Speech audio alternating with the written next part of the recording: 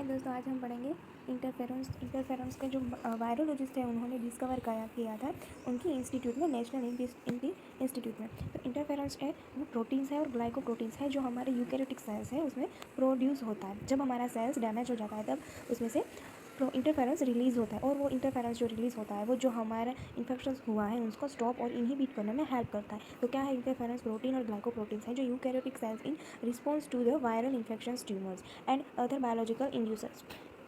तो अब उसके टाइप्स हैं अल्फ़ा, बीटा और गामा। उसके सोर्स हैं वो कहाँ से प्रोड्यूस होते हैं।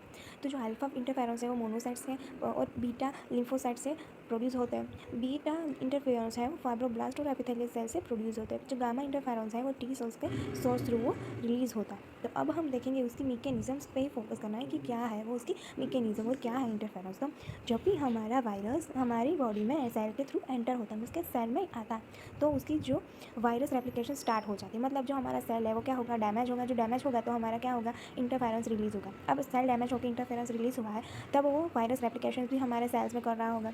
तब हमारा जो न्यू वायरस बनेगा वायरस रेप्लिकेशन के थ्रू वो क्या होगा, अनइन्फेक्टेड सेल होगा ना हमारा।